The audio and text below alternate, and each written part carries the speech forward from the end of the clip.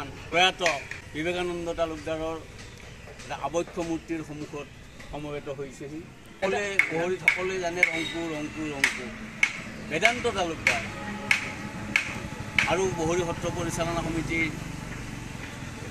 কাৰ্যবাহীসকলে আজি উন্মোচন কৰিব।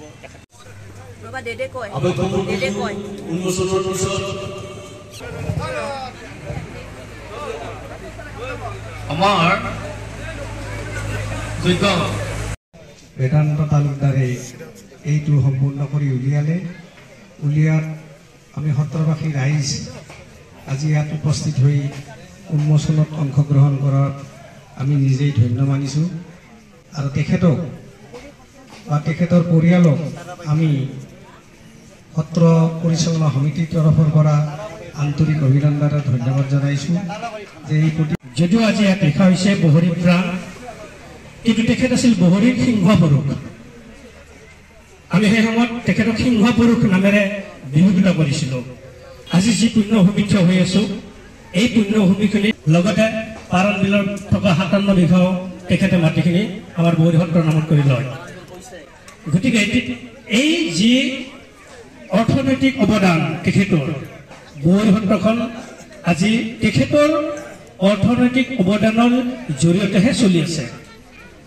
আজি সত্ৰসমূহৰ অৱস্থা বেয়া যদিও আমাৰ বহৰী সত্ৰখন টনকাল একমাত্ৰ বিবেক তালুকদাৰ, প্ৰয়াত ভোলাৰাম দাস, প্ৰয়াত ৰামচৰণ দাস, এইকেইজন ব্যক্তিৰ যি অৰিহণা, যাৰ বাবে আমি গৌৰৱবোধ কৰোঁ এইকেইজন ব্যক্তিক লৈ। বহৰী সত্ৰৰ যিটো অৰ্থনৈতিক ভেটিটো সবল কৰাৰ একমাত্ৰ ব্যক্তিজনে হৈছে বিবেকানন্দ তালুকদাৰ। যেতিয়া আমাৰ এই জুইলাগি যিখন গাঁওখন চাৰখাৰ হৈছিল, তেতিয়া তেওঁ ৰাতিয়ে আহি খাৰা হৈছিল। মনত পৰে মই সেইকাৰণে বিবেক তালুকদাৰলৈ। তেতিয়া সেই ৰাতিয়ে আহি বহৰীৰ আমাৰ চাৰখাৰ হৈ যোৱা বহৰী গাঁওখনক অভিভাৱক হিচাপে থিয় হৈছে। আৰু দেখিছোঁ মানুহৰ প্ৰতি থকা যিটো আন্তৰিকতা, এনেকুৱা এজন ব্যক্তি গুৰুদেৱে নিশ্চয় পঠাইছে। আৰু পৰ্যায়ক্ৰমে তেওঁ বহৰীলৈ আহে আৰু বহৰীত কি নাই সেইটো অনুধাৱন কৰি শংকৰদেৱ শিশু নিকেতন বিদ্যালয়খন খোলাৰ কাৰণে তেওঁ যিটো প্ৰচেষ্টা হাতত ল'লে, আমি বহৰীৰ সৰু অৱস্থাত আমি আচৰিত হওঁ। তেতিয়া তেওঁ মহাপ্ৰভু হৰিদেৱৰ নামত শংকৰদেৱ বিদ্যালয়খন দিয়াৰ কাৰণে কৰ্তৃপক্ষক অনুৰোধ কৰিছিল। তেতিয়াৰ পৰা অনুভৱ আজিলৈ কৰি আছো বা তেওঁলৈ মনত পৰে।